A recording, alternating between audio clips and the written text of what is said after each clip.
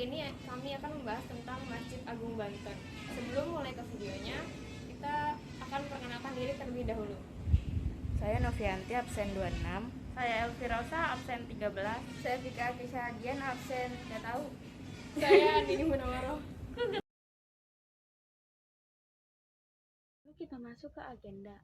Yang pertama itu ada latar belakang, yang kedua ada sejarah terbentuknya masjid, dan yang ketiga ada akulturasi budaya pada masjid, dan keempat ada desain masjid, kelima ada peninggalan, dan keenam ada makam para sultan. Selanjutnya ada letak Masjid Agung Banten. Masjid Agung Banten merupakan situs penjajahan peninggalan Kesultanan Banten. Masjid ini terletak di Desa Banten Lama, Kecamatan Kesemen, Kota Serang, Provinsi Banten, Indonesia. Belakang.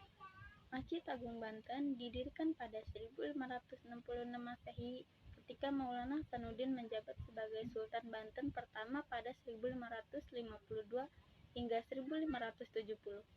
Inilah warisan Kesultanan Banten yang masih berdiri kokoh hingga sekarang.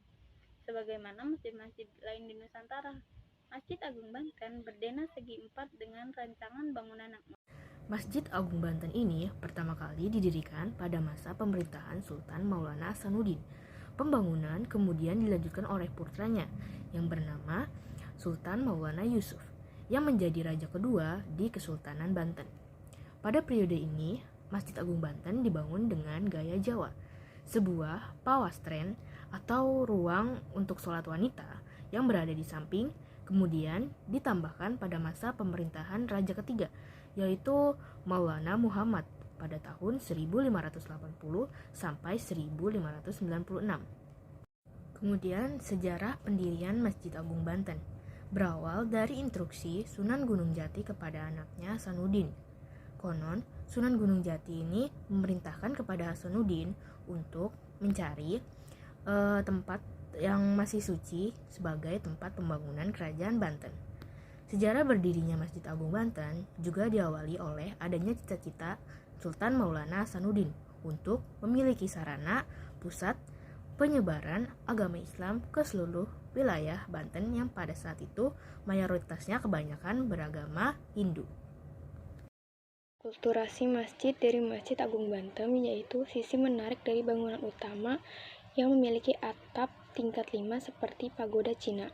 Kemudian perpaduan antara budaya Islam dan Eropa ditunjukkan dengan adanya tiamah yang berada di sisi selatan bagian inti. Selanjutnya ada bagian masjid atau bentuk masjid. Di foto pertama terlihat dari kanan ke kiri minaret bergaya Mughal, masjid bergaya Jawa, dan tiamah yang bergaya Belanda. Kemudian di foto kedua itu ada bagian dalam, itu tuh ada pilar kayu yang biasa disebut sebagai sakaguru. Di foto ketiga ada bagian dalam masjid yang ketika kita memasuki masjidnya akan terlihat seperti pada gambar. Di gambar keempat, di foto keempat, yaitu serambi depan bagian Masjid Agung Banten. Selanjutnya ada peninggalan sejarah Masjid Agung Banten. Foto pertama yaitu prasasti Masjid Agung Banten. Foto kedua guci kuno tempat air minum Kesultanan Banten. Foto ketiga yaitu tempat wudhu. Ini ada makam sultan. Di masjid ini juga terdapat kompleks pemakaman Sultan-Sultan Banten beserta keluarganya, yaitu makam Sultan Maulana Hasanuddin dan istrinya, Sultan Ageng Tritayasa dan Sultan Abu Nasir Abdul Qahar. Sementara di sisi utara Serabi Selatan terdapat makam Sultan Maulana Muhammad dan Sultan Zainul Abidin serta beberapa makam lainnya. Selanjutnya ada keindahan dan fasilitas Masjid Agung Banten. Keindahan dan kenyamanan masjid ini juga dilengkapi payung-payung besar yang mirip seperti yang ada di Masjid Nabawi Mekah. Selain itu, sudah ada deretan tanaman hijau yang bikin suasana sekitar makin teduh. Nah, fasilitas masjid ini dilengkapi dengan berbagai jenis fasilitas loh, yaitu sarana ibadah, tempat wudhu, kamar mandi atau WC, sound system atau multimedia, kantor sekretariat, perpustakaan, perlengkapan pengurusan jenazah, toko, ruang belajar seperti TPA atau madrasah, tempat penitipan sendal atau sepatu, parkir, situs bersejarah, gudang, dan tanaman.